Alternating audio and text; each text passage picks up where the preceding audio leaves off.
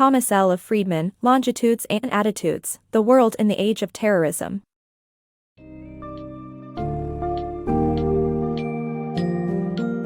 Delve into the complex world of global terrorism and its impact on society with Thomas L. Friedman's insightful book, Longitudes and Attitudes, The World in the Age of Terrorism.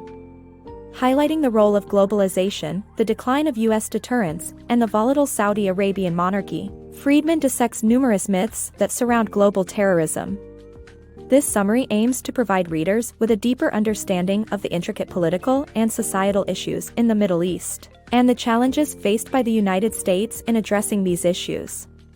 Discover how religious totalitarianism, misconceptions about Islam, and the delicate balance between the U.S. and other countries have contributed to the current state of international terrorism.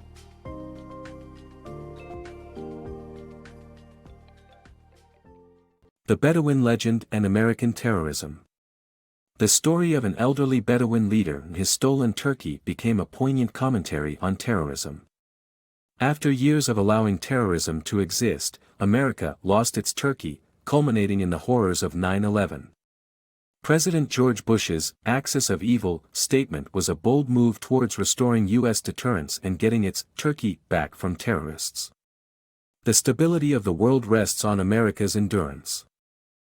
Globalization and super-empowered individuals. The aftermath of the 9/11 tragedy highlights the impact of globalization and the emergence of super-empowered individuals. The post-Cold War era is characterized by integration, globalization, and complex power balances between nation-states and individuals. Osama bin Laden serves as an example of how a force multiplier is available to unmediated super-empowered individuals. This was demonstrated during the first-ever conflict between a superpower and a single person when the U.S. launched a multi-million-dollar military attack on bin Laden in 1998. The 9/11 tragedy became the second super-empowered individual conflict in history. Saudi Arabia, a royal family's nightmare. Saudi Arabia's demographic explosion and declining per capita oil income have caused widespread discontent. This is compounded by a conservative faction which opposes modernization and resents ties with the U.S. Saudi Crown Prince Abdullah attempted to permit women in the country to drive, but the proposal was blocked. The fact that 15 out of 19 suicide attackers on September 11 were Saudi nationals further highlights the issues. 9 Myths about 9/11. In 9 Myths about 9/11, author and Professor James W. Loewen debunks commonly held beliefs about the motivations and context of the September 11 terrorist attacks. Loewen argues that many of the justifications, rationales, and assumptions provided in the aftermath of the event are misguided or simply false. These myths include the idea that the attacks were a response to U.S. support of Israel, that the Arab countries are rich, and that the U.S. impeded peace for Palestinians. Loewen also examines the claim that Arab newspapers' hatred toward the U.S. is beyond the control of Arab government, that the U.S. is warring against terrorism, and that Islam is a religion of war. Additionally, he challenges the notion that no one could have predicted 9/11, and argues that the event occurred because the U.S. lost its deterrent capability. Finally, Loewen addresses the belief that U.S. support for Israel is unequivocal, and that Palestinians are fighting solely for a state. By rejecting these myths, Loewen seeks to provide a deeper understanding of the complex and long-standing issues surrounding the attacks, and to encourage a more nuanced approach to these issues in the future. The fallout of Islamist crackdowns. The violent crackdowns on fundamentalist threats by some Arab countries, like Syria, Egypt, Algeria, and Tunisia, led to the persecution and exile of the extremists.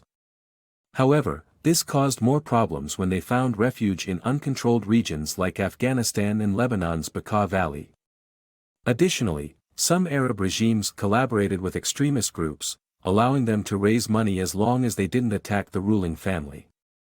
Furthermore, these dictatorships, driven by insecurity, allow their press and intellectuals to attack the U.S. and Israel, making them scapegoats for their people's frustration and anger. This has created a generation of Muslims and Arabs who hate America, ignorant of how the U.S. has aided Muslim freedom and reconstruction efforts in Afghanistan.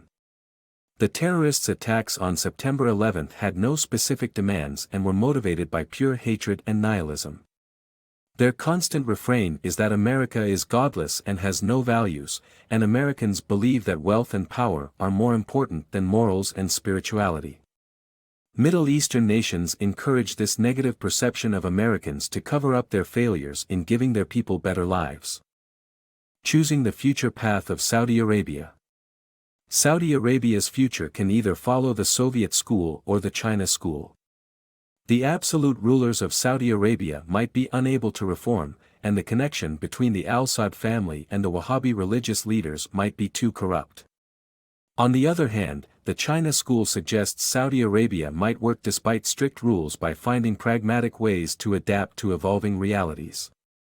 As per the Soviet school, Saudi Arabia has a few years before its declining per capita income and ballooning population, created by satellite TV and the web, results in a Soviet-style implosion. In comparison, the China school holds that Saudi Arabia seems irrational based on its stated rules, but it can adapt by finding pragmatic solutions. Saudi Arabia's conflict is modernism versus Wahhabism, unlike China's conflict of capitalism versus communism. Crown Prince Abdullah is working towards transforming his country by evolving with new realities and cultural advancement, similar to a reformist Chinese prime minister. The political outlook that wins will determine the future path of Saudi Arabia and possibly impact the entire Middle East. The Arab-Muslim world has no freely elected governments, which raises the question, why? Saudi Arabia's future is crucial, and it is up to the people to decide which path to follow.